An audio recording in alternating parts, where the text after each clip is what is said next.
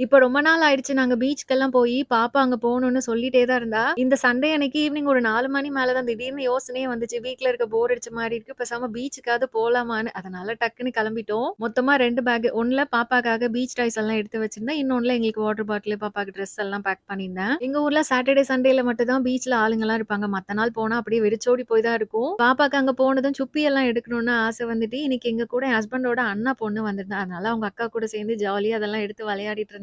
எல்லாமே குட்டி, குட்டி ஷெல் தான். கொஞ்ச நேரத்துக்கு அப்புறமா பார்த்தா நெறைய சேர்ந்துட்டு, பக்கெட்ல கொஞ்சமா பீச் மண்ண வச்சு அது உள்ள போட்டு பார்த்தோம். எல்லாம் வேக வேகமா கீழ போச்சு. அதெல்லாம் பாப்பா ரொம்ப ஆர்வமா பார்த்தா. பாப்பாக்கு இந்த ஷெல் எல்லாம் வீட்டுக்கு எடுத்துட்டு போணும்னு ஆசை வேற. உயிரோட இருந்ததுனால எடுத்துட்டு போ வேணான்னு அங்கேயே விட்டுட்டு வந்துட்டோம். ஒரு 1 1/2 மணி நேரம் போல பீச்ல இருந்திருப்போம். அதுக்குள்ள நல்லா இருட்டிருச்சு. ஸ்நாக்ஸ் ஏதாவது சாப்பிடலான்னு மாதா கோவில் பக்கத்துல நெறைய கடைங்கள்லாம் இருந்தது. அதனால இங்கேயே சாப்பிட்டுறலான்னு பானிபூரி, மசாலா பூரி, அத்தோ, சிக்கன், ஷவர்மா இந்த மாரி நெறைய ஐட்டம் வாங்கி சாப்பிட்டோம். அப்படியே ரிட்டர்ன் வரப்போ என் ஹஸ்பண்டோட அண்ணா வீட்டுக்கு போயிட்டு, அங்க கொஞ்ச நேரம் எல்லாரும் பேசிட்டு இருந்துட்டு ரிட்டர்ன் வீட்டுக்கு வந்தாச்சு. அன்னைக்கு டே சூப்பரா போச்சு. நாளைக்கு இன்னொரு விளாக்ல பார்க்கலாம். பாய்.